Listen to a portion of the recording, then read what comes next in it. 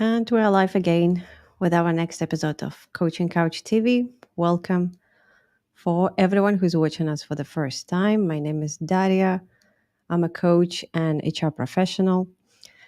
And we've created this channel to bring some guests and talk about different topics. For people who's watching us again, who's coming back, welcome back. We're always glad to see you. Today we will be talking about coaches and business, why businesses hire coaches, and what benefits coaching can bring to the employees and to the C-level as well.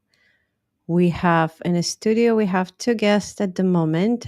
I'll bring them in and we'll introduce them, both of them. All right, I'll unmute. Great. We'll change. Okay. Nessa and Chris, welcome to our couch. How are you doing today? All good. Happy to be here. Nessa, I'll let you go first. You go for it. All gentlemen. Great to be here and delighted to join you on the couch. Thanks for agreeing. And well, I know Nessa a little bit. We've been together on some on getting diplomas and all that. But Chris, please tell us about yourself. Well, I'm pleased to be here. First of all, I like a video. I like meeting new people, and I like adding value. So my name's Chris from the UK, and I love coaching, and I love helping individuals and teams move forward in any way that I can. So a long story.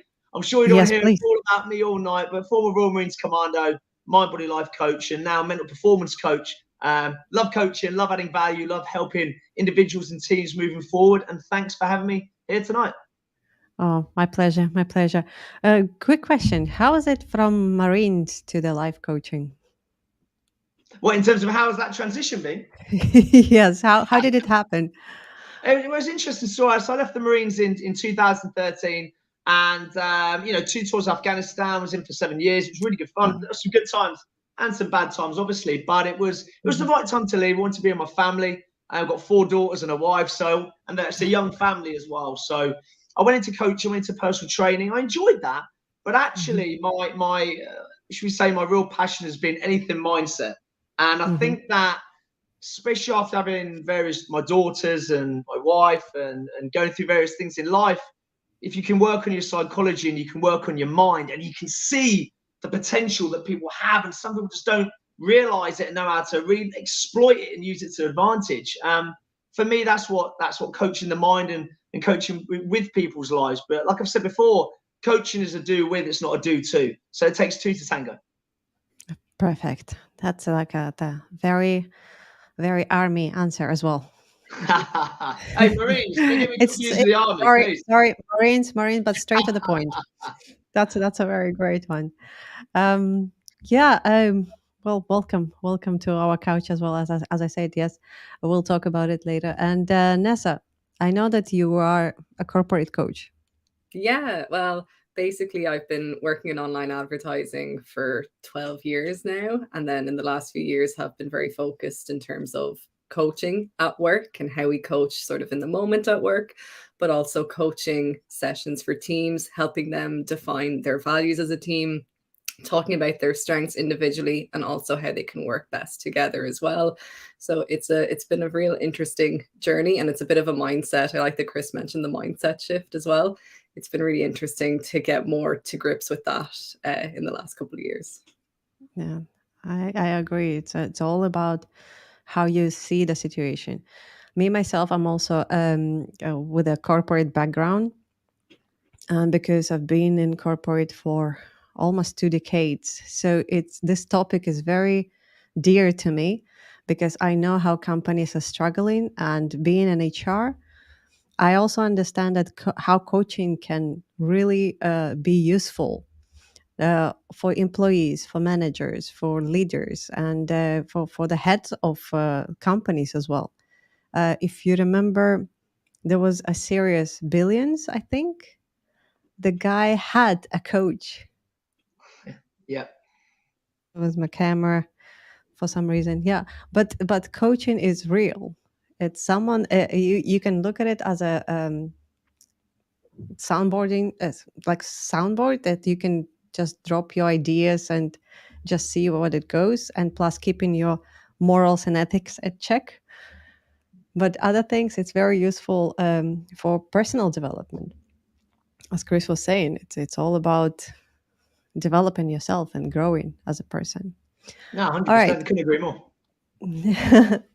Thanks. We're still waiting for another guest. I mean, we're not waiting. We will go ahead, but she might be joining anytime soon. So once she's in, I'll bring her to the studio. So let's start. What is the reason for hiring a coach for their organization? We'll start with Nessa because she's internal coach. Yeah, I think we're kind of seeing a bit of a change in how we motivate people and ourselves, right? I think it's such a human thing. And it's been, I think, very standard the last few years to go, okay, what can I improve? What can I do differently? What can I develop further? But what I really like about kind of coaching and the style that I'm doing at the moment with teams is basically, how can you be more of what you already are? And how can you maybe team up with other people to help you achieve success together, rather than trying to be something that you're not, right? Because it's really hard to try and be something that you're not, but it's a lot easier to be a lot more of what you already are. And also just to empower people as well, right? To take that ownership and to make that decision. You know, no one wants to have to parent other people at work and have to feel like you're waiting for someone before you can make a decision. I think studies have all shown autonomy is something really valued by employees that are happy in their work. So I really like that, again, that shift in terms of, rather than me giving you the answers all the time, how can I create an environment where we give you the space, because you know what to do. Like, again, at the end of the day, you're hiring good people. You want them to be able to do what you hired them to do. So just to give them that space and give them that confidence to be able to do it, to be able, as I said, to really be themselves at work, not have to try and be like someone else or like what they think they should be. Yeah. Chris? Yeah, I love that. It's like the we before me as well, right? It's about just being authentic. And I think when you're being authentic and you're the most genuine, authentic version of you, whatever that looks like, you know, I think you operate on a better level. You're happier, you're more productive, you look forward to going to work. It's a kind of concept that I talk about when it doesn't have to be and or work or home. And what I mean by that, you could be really happy at home and look forward to going to work. And you can be really happy at work and looking forward to going home as well. But I think with coaching, when you've got a group or an individual, that there's that gap between where they are and where they want to be. And it might be something mentally, it might be something lifestyle based, it may be something financial, it may be something health based or relationship. But I think when you have those open conversations and it's like, look, what's important to you? You know, why are we doing this today? Where do you want to get to? Let's see what we can do together. And it's that we word again. That's the importance of it. And it's a collaborative tool. And it's, coaching's exciting. If you don't get excited about working on yourself and the group of people that you spend 30, 40, 50, 60 hours a week with, then, you know, you probably got a question to ask there. But it's an exciting thing to take part in for sure. What do you prefer, coaching groups or individually? Me or Nessa? Anyone can start. It's fine. Go on, I'll go. Why not? It's a really good question, actually. I love one-on-one work is my bread and butter. I'm not going to lie. I love it. I think you can get really deep and granular and maybe talk about various things that certain people wouldn't talk about in larger groups. But the caveat to that is, and I'm sure Nessa's going to agree here, when you get a group of individuals that work on something together, there is that multiplier effect. And if everyone is singing off that same hymn sheet, it was the same when I was in the Marines team. It was when you had a strong unit. We had a strong unit on our second tour, and there was so much power in that team because it wasn't just your own power. It was that multiplier effect. It was that, I know people like to call it compound interest. So yes, look, I love working with individuals, but when you get a team that has got that alignment and got a goal, it's so powerful. And I think that's why you get some successful teams in life and business, definitely. What's your experience, Nessa? Yeah, I really love, I really recognize what Chris is saying. I love when doing a session with a team, to be honest, because I think what I find very successful is they nearly forget I'm there and they're just totally in the zone. it's such an honor to be there when they're really connecting and you see they're really getting stuff done. And I also think it's a nice, like, it's great for a manager to give a team that space, right? So you can really see when a team has a great from the top down, they have that sort of motivation, that empowerment, that the manager is like giving them that space to think about themselves. Now, I'm not saying I've had every session has been successful. There's definitely some sessions where I'm like, the team has been told they have to be here. They're not entirely happy about that, and that's fine. Just have to let go of that a little bit. But I love when a team come together and really you can see that they've smashed it, they know how they're going to move forward, and they're feeling really empowered and motivated to work better together at the end of the session. Yeah, well, it's not only some teams can be told to go for coaching. Some individuals also, they are not so happy to be sent to be coached. But this is like part of our coaching practice. You need to make them like the process, make them understand what the process will bring them. And in majority of times, they understand and they catch up. Of course, there are cases when the person is absolutely not interested.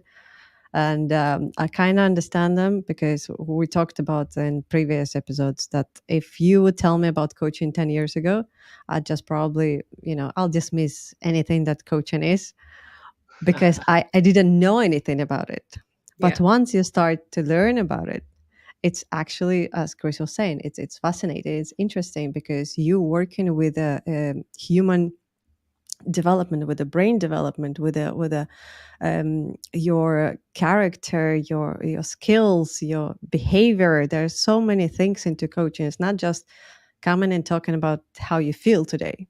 Yeah, and I think that can stem from, I know definitely in the past I've had bad coaching experiences with managers, right? Where they're like, you're basically asking for guidance or what you should do in a situation, and they kind of throw it back to you, and it's just not super helpful, right? So, and I think that can kind of stem from it as well. Sometimes I think we've just had bad experiences being coached. I had a manager who would always kind of check in with me and say, do you want to be coached right now, or do you want me to tell you what to do? And that was nice just to have that sort of relationship where I go, yeah, just tell me what to do. Or I go, no, I think I have it. I just need a bit of back and forth to figure it out.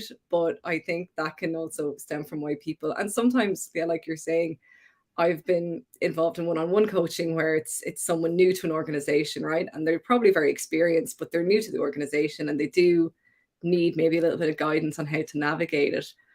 But it's tough because you don't want them to feel they're going in on their guard, right? Or that they're going in thinking, I'm going to be assessed. This is going to be make or break. You're trying to build that relationship and build that rapport of going like, I'm actually an asset to you right now. Use it, because this is no one is here to judge you or your performance. It's about you right now. Also, can I chip in with a little story, if that's okay? Yes, please. It was funny. I don't know if you're aware, but it was National Fitness Day in the UK yesterday. And it's funny, when people think of National Fitness Day, they just think of, people throwing weights about and in the gym. But actually, having a bit of a dance, whatever you want to do, right? But for me, there's mental and physical fitness. And there's a couple of us on a workshop yesterday for a company near Heathrow in London. And it was all about well-being and getting all the staff engaged. And there was a moment, and it's really quite funny while we're talking about teams, where you have your plan of how you want the session to go, right? And you kind of like, this is the outcomes that we'd like, this is what we were trying to go for. And there was one moment when, when you just give a group that bit of space when they've started to get to know each other. And I was going to butt in and stop, and we were going to crack on with the routine. For about 3-4 minutes, they were laughing, they were giggling, they were telling little stories. And afterwards, the manager said, that's like the first time I've seen him like that. And I said, do you know what? If you give a group a bit of space, create a bit of fun, you get the old mirror neurons where you smile, people will smile back at you. It was actually quite a special feeling. And the nice thing about that was as well, so if you know London, England at all well, so Heathrow is near London. And they had one of their workers that was based up in Nottingham. So it's about 2.5-3 hours away. And she came down specifically for the workshop on the well-being. She didn't need to, but she wanted to. And to hear that post-event, she can't wait for the next event, even though there isn't another event scheduled yet. That's the power of doing things in teams. It can be, compound interest. Yeah. The moral of the story, don't dismiss coaching before trying it. Exactly that. Yeah. Be open. Yeah. Be open to new experiences. Okay. I see that autumn is getting ready setting up. So we'll invite her. But for now, who is harder to coach, employees or managers, leaders, owners? Oh, what a great question. I love a question like this because you can get quite divisive. I'd say it depends on the individual and well, whether it's the employee or the manager is the question, yeah? Yeah, employee, the manager, Yeah. yes. I'd maybe say how hard some of those habits and those belief systems are ingrained.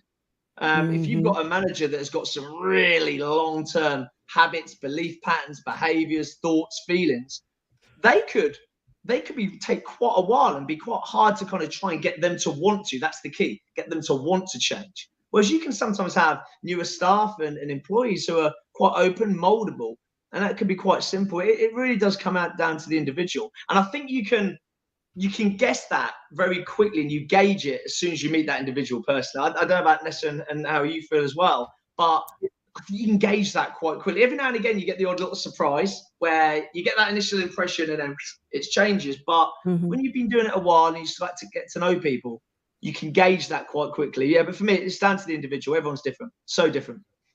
Yeah, I think that's a really good point, right? It's like if someone is newer to the organization or something like that, they're a bit more, like you're saying, Chris, open to it. Or I think anytime when you're going through change, you are in that reflective space and maybe you're happy to give that kind of thinking space. But if you've been somewhere for a while, employee or manager, and you can get really stuck, and some people want to get unstuck, some people don't, right? So it's down to if you're open to it.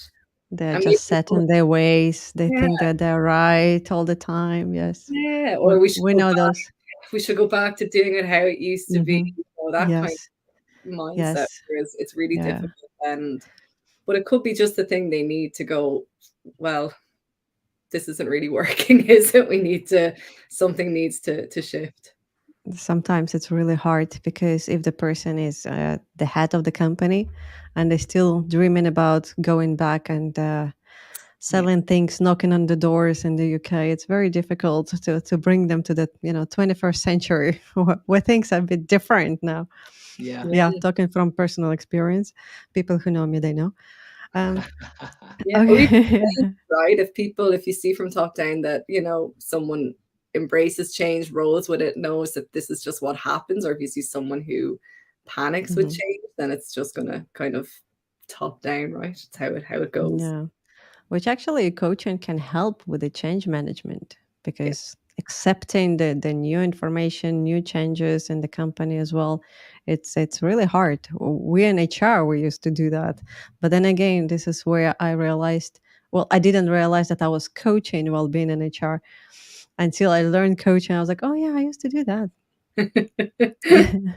But it's funny, and as well, I suppose change is the constant now, right? Especially after these last few years. I like to think we've all become experts in change management, but I think we're far from it. I think when you start to think you know everything, you're already on the wrong path, right? You're always learning. Exactly. It's a fun game. It really is. All right. I'll put yes. Hello, Autumn. Hello, how are you? Welcome. Very good. Very good. Autumn, if you would just give us a few words about yourself and what you do, and then we'll get in with conversation as well. Great. My name is Autumn Tobin. I'm a mental health and wellbeing coach. I focus on recovery, so helping people who have gone through something a little life-changing and then redefining themselves, finding their boundaries again, and finding out what their new potential can be post the situation that they've gone through. So it's very, you're right on time when we're talking about change management. So basically, this is what you do. You help people to accept the change and restructure their life and move on.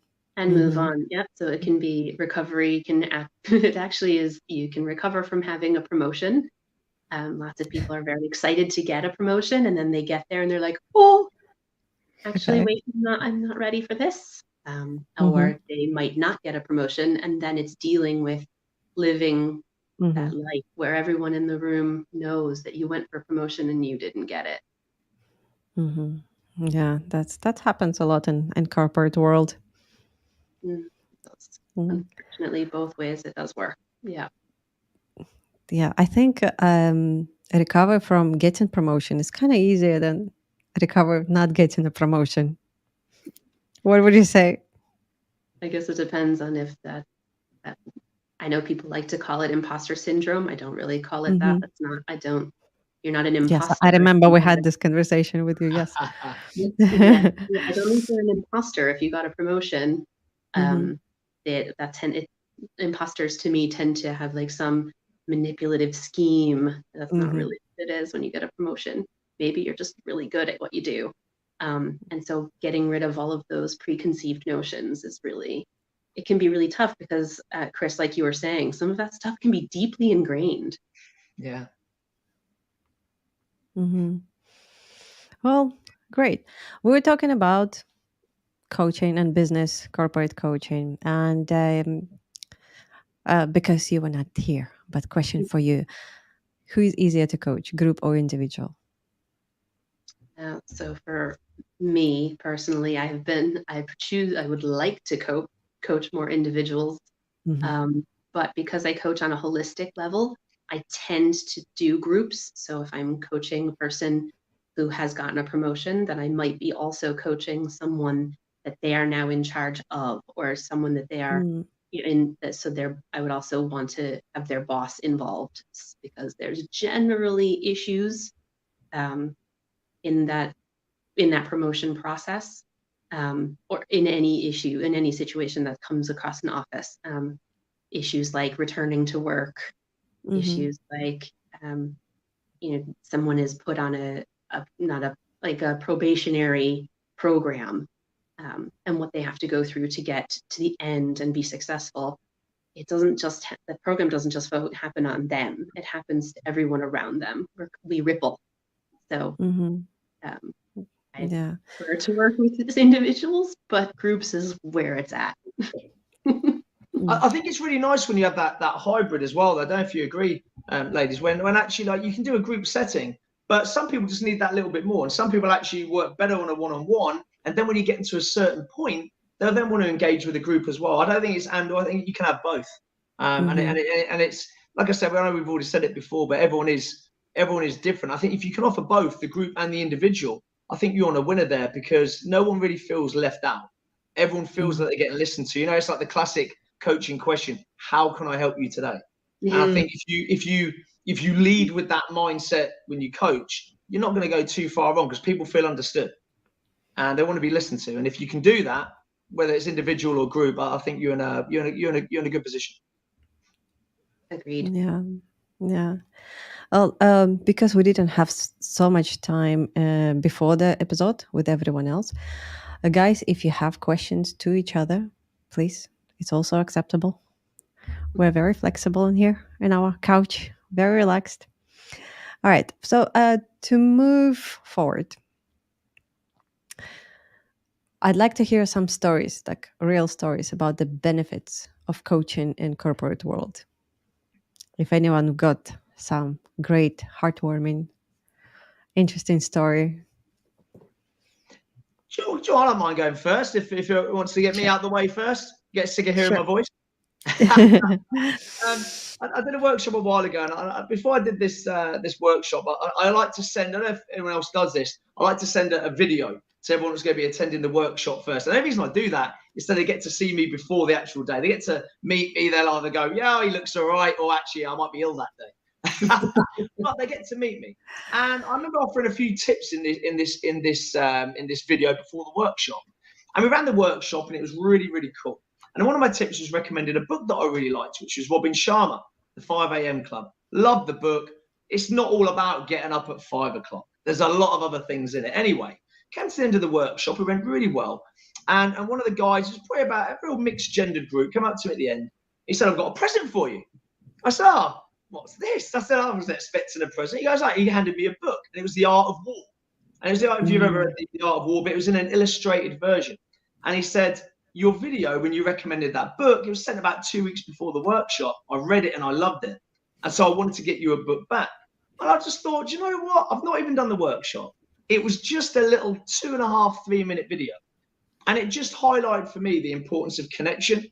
And I don't know if everyone agrees, it's quite funny. You always think as a coach, yeah, I'm the best at what I do. But what you realize is not everyone wants your style of coaching. And it's quite nice when you do a group, and it's not a guarantee that in a big group, everyone's going to want to have that connection with you and feel you on a vibe and feel on a level. So when you get given a present at the end of a workshop that you weren't expecting, it's not the biggest story in the world, but for me, that's quite a nice one because it was actually a really good book as well. And I actually found the illustrated version was better than the original version that I've read before. So yeah, it was nice. It was nice to get something back and to know that those little coaching, unique things that you like to offer the clients that you work with can pay off sometimes. It's cool. Wow, that's amazing. And two things. First, yes, I need to look for the illustrated because I tried to read the original one. It's kind of hard. It's tough. Thank you. Yes, it is. So I'll thank you for letting me know that there is illustrated. Yeah. And second of all, I would like to confirm that Chris does send a video before starting to coach or something. I received a video today after just messaging him like, Chris, I got your number. Thank you for agreeing to come today. And I see the video. Hey, hi, good to connect. Nice to connect. And he's like, yeah, going. And, I was like, wow, nice spirit. Yeah, okay. I feel energized after that. And I'm usually like more relaxed and calm, the way I feel myself. And after seeing Chris, okay, let's do it. It's what it's about. Yeah. So yeah, that's great. Thanks, Chris, for sharing. Nessa, Autumn. I can go next maybe, but a session that I regularly do with teams is around their strengths. So basically what happens is before a session, everyone fills out an assessment to take their strengths. Chris again. Sorry, I'm trying to navigate this. How is it? Sorry. But basically everyone will take an assessment on their strengths, and then as a team, we basically break that down. So it's at an individual level, everyone gets to know their strengths, but also at a wider level, the team gets to know each other a little bit better, and also how people work, their kind of style. And the thing, it's so interesting to start off with because, as I was saying earlier, it's really easy to know what you want to work on, what your weaknesses are, what you want to fix. But to start off by going with, okay, these are your strengths, these are the things you're really good at. And initially at the start of sessions, I'm generalizing now, but teams usually give, some thoughts around, I don't think this is a strength. This is actually something I think is my weakness, or this is something I need to watch. This is something that doesn't serve me. And it's really interesting to hear the rest of the team chime in and go, absolutely not. I love when I'm in a meeting and I see you do this, or I've really noticed how in a work day, I see this on you totally, and it's really interesting to see how people can give each other kind of peer-to-peer skills coaching and give real examples, and for people to see their impact on something that comes quite natural to them, right? So they probably didn't even know they were doing it, or they thought everyone does this, it's not special, or they didn't even have a name for it. And then by the end of the session, you can see people are super empowered, and also they know each other a little bit better. But something I have noticed, which is really interesting, is it's usually the managers look and they see, they immediately go, what skills are we missing? Right. And it's going, that's not the point of the exercise, right? We're not here to go identify a gap. We're here to go, this is the team, this is what we're really good at. And depending on what your team is doing, your skills should basically reflect that. And it's not a case of, well, now we need to find out, like if you're a sales team, you need to be really good at building relationships, right? Being ambitious, going in very confident. You don't need to be, going into these. You need other skills than if you're, say, an analysis team. So it's just really interesting to get that mindset shift for managers as well, to go like, this isn't a development session. This is, we're celebrating the team here, and we're making everyone feel like, how can they use their strengths more, and how can they put themselves into situations where they can become even better, basically. Thanks, Nessa. Well, I have my own experience as well when I was in HR. And I have two. One of it was I helped just by buying a book of about sales. There's a great book, And I actually contacted the author, and I thank him because the book was great. I read it myself.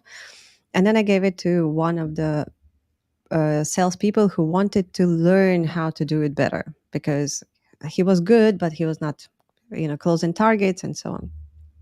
And after giving this book, he actually wrote a note, thank you note, saying that thank you for introducing me to this book, and I share it with the author as well. So that was kind of great. But part of the coaching that no one really talks about, because it's kind of under the wraps. Sometimes when you coach a person in a corporate, they realize that they are not in the right place and they leave. And I've done that too. Not, unintentionally. We were just going through what your life is. What would you like? Where would you like to see yourself? What's your reason for even being here, and so on. And after a couple of sessions, we just decided. Person just decided that it's not the right place for them to be there.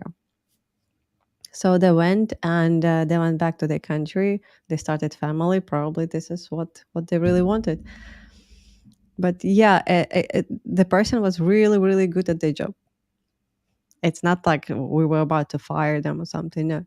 But that person just realized they're not happy. Yeah, they're good at their job, but they're not happy.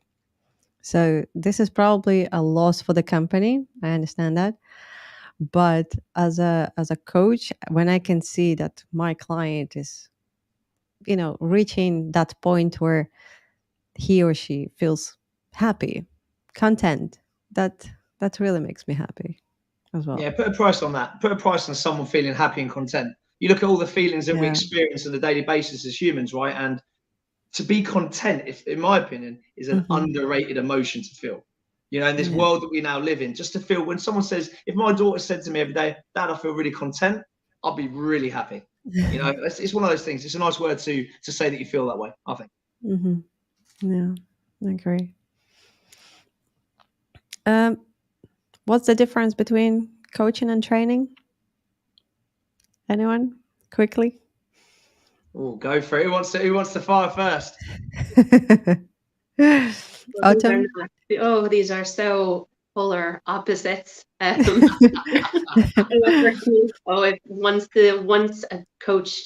a coaching situation turns into anything where it's like, what do you think I should do, or how do you do that better? I run in the opposite direction. I'm like, nope, not your boss. I got to go. Sorry. It's really hard to keep that. I find often coaching turns into mentoring as opposed to training, just because of I tend to stay away from corporate offices that I have any background information. Like if I tend not to coach people who were in like management and the office management or administrative roles. I try to stay in more technical, because then you can't ask me any training for questions. I can very relate to that. Yes. It's really hard not to just shift into that mentorship role, or like you're going like with sales. It's like, oh, here, let me help you do the sales. You try. It's really hard to separate, I find, especially when you like the person that you're working with as a human. You really want to see them grow so much and do all the things they want to do. But training is definitely something that needs to be done by an expert in that field, and it needs to be done by somebody who's hopefully getting paid for that specific thing, as opposed to coaching just to try and get over some of those barriers that might be stopping you from accessing what the training is offering you.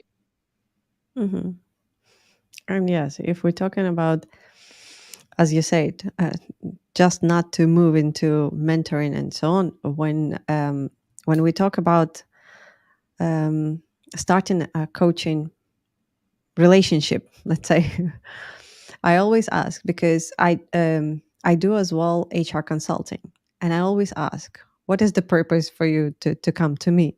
If it's something in life and so on, I'm happy to discuss. It will be coaching. If you need some consultancy on HR, that will be a bit different. And I always have to remember, and as you said, it's better to coach someone that you don't have any knowledge of what they do professionally, because this is where it's really difficult. We are humans. We would always like to help other person, but it's very difficult to navigate sometimes. I agree. Yeah, definitely. We run a mentorship program in the workplace, and we try and match people.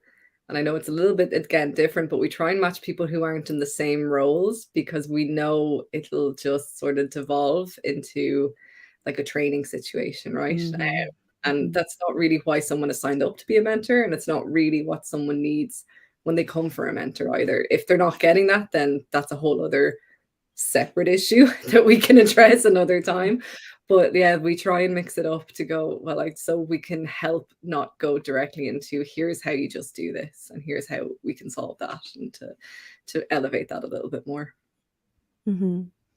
So for people who's watching and they're still confused about coaching, mentoring, and training. So basically, mentoring is when the person in a senior position and they are trying to teach someone in a junior position the skills, the knowledge, what they acquired during they work in the company. Training is mostly a transfer of skills for whatever job you need. And coaching, you don't need to have any technical knowledge of any jobs that person is doing. It's a personal level development. You're talking about the person itself. You're talking about their needs, their goals, and so on. So there is nothing to do with the profession. I find as well with training, you can go in with a plan, and it may deviate slightly away from the plan. But when you have a coaching session, it can go wide. You can, with training, you can probably kind of guess not the worst case scenario, but how far away from the design of the structure of the session is going to go. With coaching, wow, you can go, I can't get my hands wide enough. That's how far coaching can go sometimes, which is, I find that it's very interesting. No, I think you can get a lot of similar training sessions, but you get lots of different coaching sessions. That's how I feel about it. I agree. And sometimes in coaching, you shouldn't be making plans for the coaching session. You need to go and speak to the client and see how it goes, like dancing with a dancing session. But sometimes, of course, as I said, we're humans. We're kind of trying to predict where it's going to go, and then the person says something that's out of the blue, and you taking the coaching to totally different subject and totally different methods. And as Chris said, yes, it's navigation there. It's amazing. You can start with one and end it's completely different place. Yeah, for sure. Yeah. Which makes it fun because there's never two coaching sessions alike. Yeah, exactly. You cannot plan them. You just go there and be prepared for any turn or U-turn, whatever happens. Why there are still struggles to make companies understand that coaching is important? Maybe culture. I don't know. Again, going back to the people stuck in their ways and managers and teams and departments stuck in their ways. It's I think sometimes it's the frightening thought that you're not aware. You don't know what you don't know, right? And I think at least when you try and control things, the thing about coaching is it will expand thought process. It will expand what is possible. And sometimes it's easier to control it when everyone knows what they're about, what the company's about, what the struggles are. But when you get into coaching, you don't know where this is going to go sometimes. So I think sometimes it's that fear of the unknown almost, because you don't know what's going to happen after coaching sessions. But I think that's why it's still important, like you said at the beginning, to know exactly why you're going in there for the coaching. What is the outcomes that the company want? But actually also, what is the outcomes that all the people that are going to be taking part in those sessions want? And it's about that alignment. It's something I always like to ask before I do workshop is ask who I've been brought in by, what's the outcomes that you would like? Just so I'm aware, so I can get a feel for it. And then when you get into the actual sessions themselves, you've got them in the back of your mind. But sometimes it becomes quite apparent. That might be what the business wants, but the people in the room want something very, very, very different. It's about bringing those together sometimes. It's an interesting thing to do for sure. Yeah, I think it's maybe a fear of losing control and not knowing what's going to happen. I like maybe a little bit of a story, but I remember years ago being in a workplace. I can't even remember what the training we were doing was about, but someone basically, we were doing a training, maybe it was about how to give feedback effectively, now that I think about it properly. But someone was saying how, like, you don't want, in an ideal scenario, you don't want the people who you manage to be coming to you for every decision, to be afraid to write an email without your say so. And a manager in the session went, well, all my reportees, they have to show their emails to me before they send them out. And I was like, oh my God, like, first, so much time being wasted, basically. And that amount of control that person felt they No needed. autonomy, no Yeah. personal, yeah. So I Mm. think it is, sometimes there is that, maybe that disconnect to what a manager is or what a director is or how to inspire and lead people, and that what actually does inspire and lead people, right? And I think it's Mhm. being afraid to give people almost that space, that if they do start, maybe it's like what you're saying, Darya, about someone, maybe they'll all decide to leave, that they don't want to be here. Like, maybe they will, but likely they probably won't. You know, that's probably a very rare occurrence that does happen. But I think even if the person leaves, don't you want to work with people who really want to be there? Exactly. That's I understand. Yeah. I don't know about what you think, but we talk about the pandemic, right? And I know it's that word. I know we're kind of getting over it now, but something that I spoke about quite a bit in the last couple of years was we had the pandemic, but actually I find that there's been another undercurrent of a pandemic in the workplace, which is lack of enthusiasm. And sometimes it's not necessarily the wrong company. It might just be you're in the wrong role within that company, or you're not fully utilizing your strengths, as Nessa said earlier. And you do see it a lot. Again, we talk about the pandemic and COVID-19, but actually there was that pandemic of lack of enthusiasm, lack of passion. And I think if you can work on those things, sometimes you can have someone in a company that is not in the best place, not enjoying their role, they're not production and not hitting their targets. But if you can just shift them slightly to be in their flame, to be really giving it someone on a daily basis, that can propel them in a different direction. It's really quite interesting. I could talk about this stuff all day. I love it. It's interesting. Mm-hmm. Yeah, honestly, Chris, that was me. Like, I remember being in my role and feeling like, God, this is a mistake. I'm in the wrong role. I shouldn't be here. I'll just try and find something else. Basically, it'll be fine. We'll figure it out. We'll scrap it. I don't know. And then it was a team session where we did our strengths, which kind of opened the door to the whole coaching thing for me anyway. But it was when we looked at our strengths, and I was just like a light bulb. I was like, I'm trying to be something else, and I'm not being me. And this is why I'm so uncomfortable. This is why I feel like I'm in the wrong place. And once that switched, it's been a total game changer. And I'm in the same role, and I am so much happier and productive and inspired. And it's just, yeah, really resonated with me what you're saying of, it could be just that there's something sticking there that you need to just change. For sure. What's your experience, Adam? But change is scary. And I think that's the thing. Like, even if you really aren't comfortable where you are, loads of people that I talk to have this issue where, oh, but if I change, what does that mean? And again, it becomes that ripple effect, right? I change, what happens to my colleague? We used to work really well together. I don't want to leave my colleague behind. Or if I do move into a role that I think I'm more suited for, say I'm in sales now, but I really want to go into marketing, or vice versa. I mean, then it's like, oh, well, the sales team might have an issue losing, they're not going to meet their targets. They're going to try and pull you back. The marketing team is going to be like, oh no, you've done sales. No, we've worked with sales. We know how those people are. Even though you're trying to shift all those paradigms across departments, they all kind of have this like, no, must stay as we are. And so it makes the jump really, really tenuous for the person who wants to move, and for the people who are, receiving or not, or losing you. Change is just a toughie for everyone, everywhere, every day. The number one reason people need coaching, navigating change. Okay. So if you were to propose to the company, how would you make them interested in coaching? What if it was a proposal to try and to get a company that you just started speaking to, for example, if you wanted to get in, do some coaching with that company, or are we just talking generally?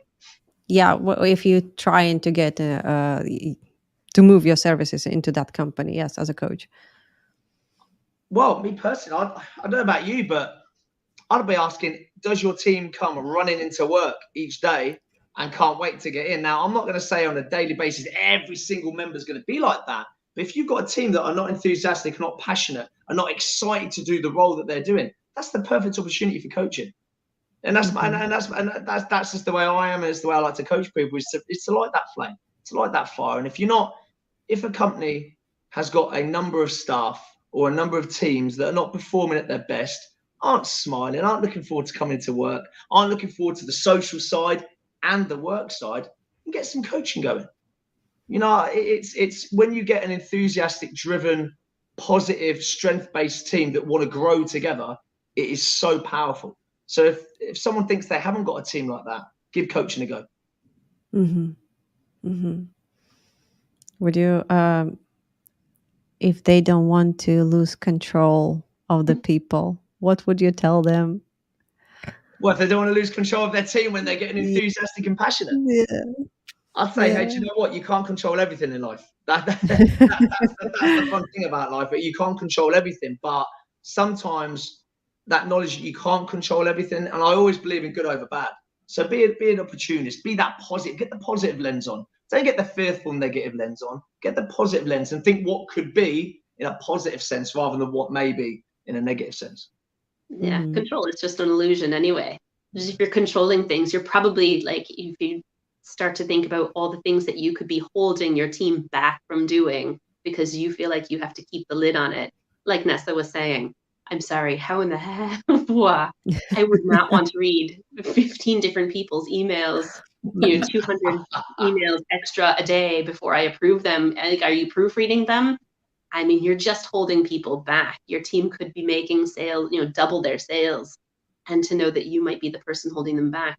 But then again, if you're that owner, like if you're the business manager, if you're the person that's in charge of making the change or pulling in a coach for your team, and you find maybe you don't want to know what the bad things are. Maybe it's, again, what Nessa said, oh, shoot, there's gaps. It's tough. It's a very fine line. I love the positive lenses though, Chris. Think about what it would feel like to come in every day, everybody be happy. Even if you weren't boosting sales, that alone would be enough for me to get coaching into my business. Yeah, definitely. It's powerful stuff. It's powerful stuff. Like I said, it's come back to that compound effect as well. 10 people feeling passionate. Wow. It's especially within a company, it's a powerful energy vibe that you're giving off. And you'll notice that. Customers will notice that. It will come across in everything that you do, whether it's social media, whether it's through meetings, Zoom meetings. And by the way, I don't know if you agree, ladies, this is the same online with a team that's remote. In my opinion, it's a team that's working together collaboratively. You can see a team that's tight on online. You can see that straight away. So I do truly believe you can pass energy through Teams, Zoom, with using StreamYard today. You can pass that energy across. You probably felt it in today's call, right? So you don't need to be a face-to-face. You can pass that energy. Doesn't matter where you are in the world, I think. Yeah. Agreed. Great. Well, I don't know if I probably didn't tell any of you that we have a segment during our show that we usually go into just about before we're about to stop and close. So yeah, our next segment is our unpopular opinion. And this is where I don't tell what it will be in advance. So, and I do need to put our, just to let people know, we are not pushing our opinions. Just a second. Okay, so the unpopular opinion is, because we're talking about corporate and all that, let's talk about leaders. That's very actually popular thing, but we have a lot of different opinions on that. So leaders are born, not made. What's your opinion on that? Who goes first? Someone else can go first this time. I'll listen. Okay. Well, I'm Who wants Nessa. to take? Okay, Oh, it's Nessa. so fun. It's your opinion. Just feel free. I'm always struggling with this. Is it something born or do you learn it? I think made, right? I think when you're given the opportunity to be able to develop leadership skills, and I also think some people prefer different leadership styles, right? I definitely know what kind of leadership style I gravitate towards, and I've even seen from people who work under same leaders, like there's some leaders who I have worked under that I'm like, I cannot stand their approach, and I've seen colleagues go, I love the way they do things. And that's fine, right? We're all different. It's like personal trainers. I don't want one that's going to shout at me. I want one that's going to give me lots of gentle encouragement and doesn't make me do things. And so I think it's, yeah, exactly. Maybe they're not effective, but it's fine. But I think you like them. Yeah, exactly. I think and even when we talk about certain leaders in business, like Steve Jobs, for example, like I think Steve Jobs was, a popular opinion. I think he was horrific. And I often wonder if he had a different style. I know he did a lot of things, but I wonder if he had a different style, what other things could he have done as well? So this is a very rambly answer, but I think it's basically, it depends on the leader.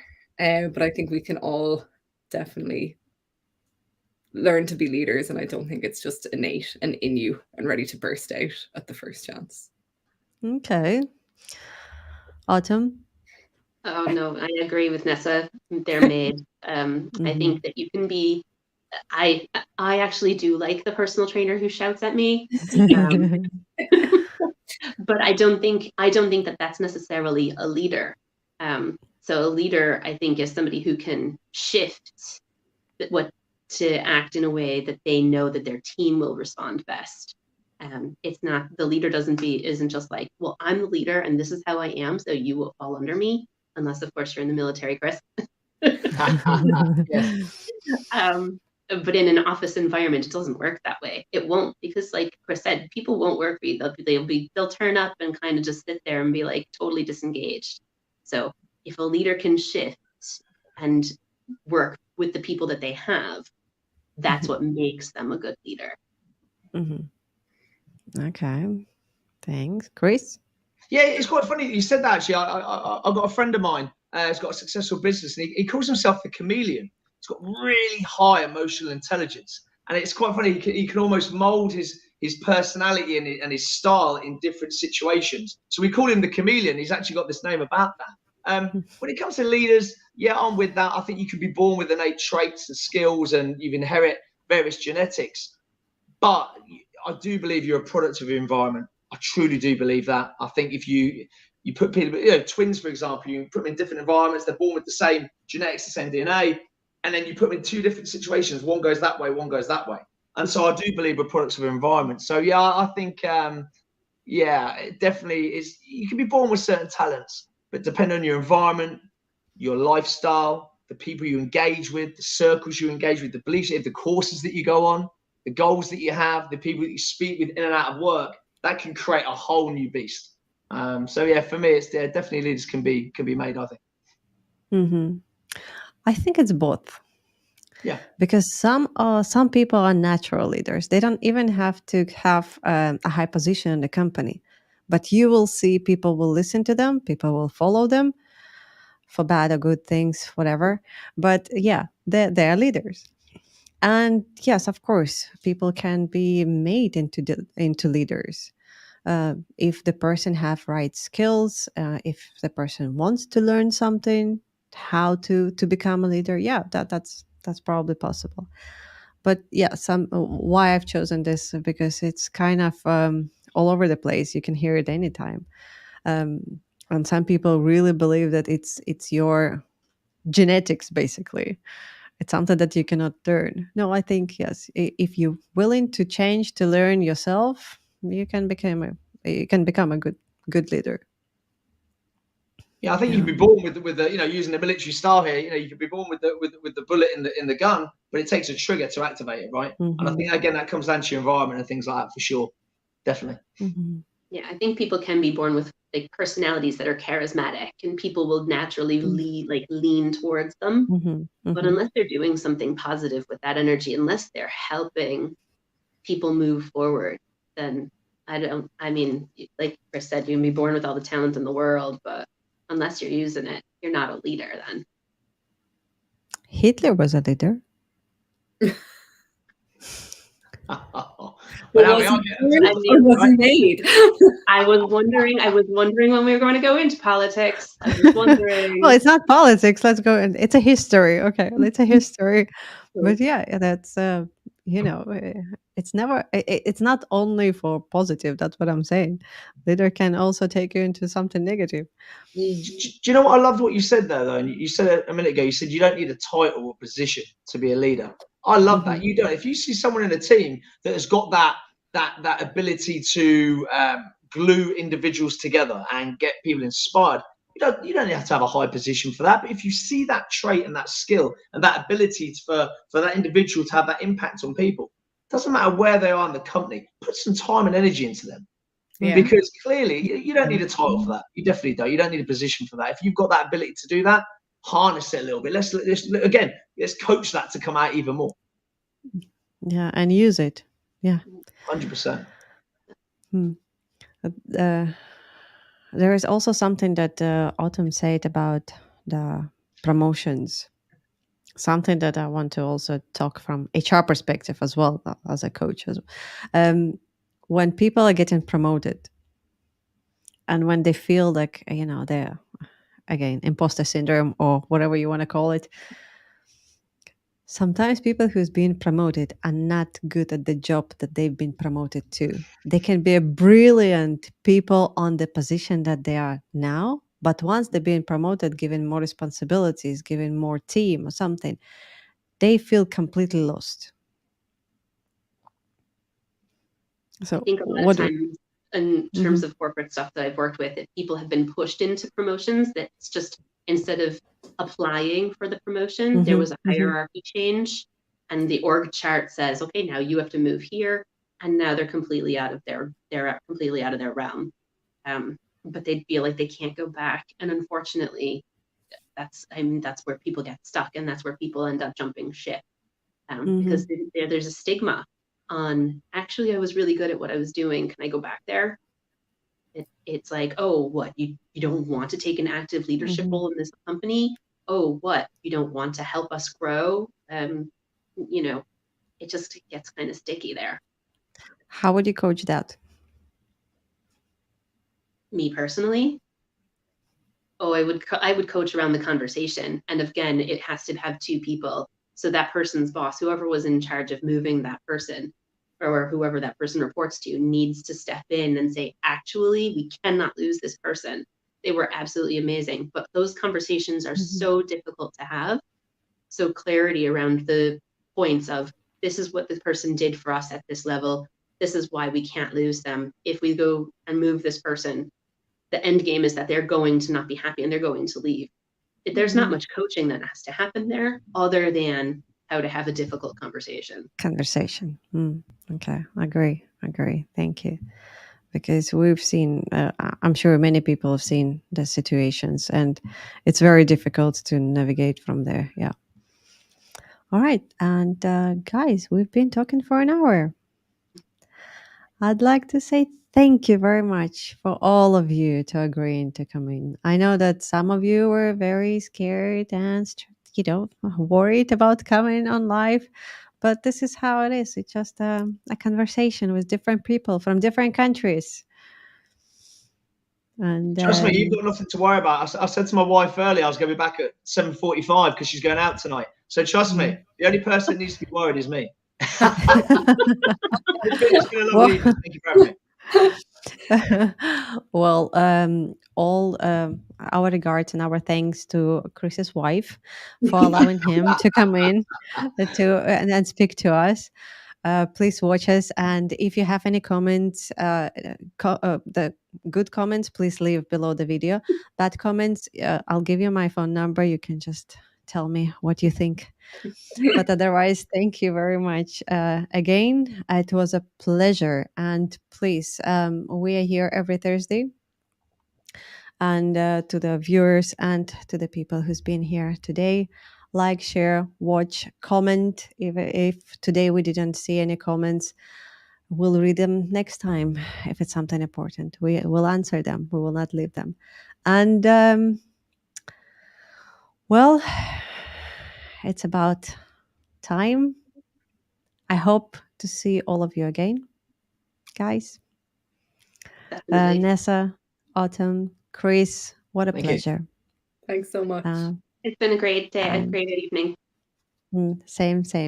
Every Thursday we have different topics, so I can just also send you what it's about, and we'll see if you want to come in. All right. Lovely. I'm about to close. I'll put you in a studio. Just bear with me for a couple of minutes. We'll chat a bit later. Okay. Thank you. Right. See you. Thank you. And thanks everyone for watching. See you next time.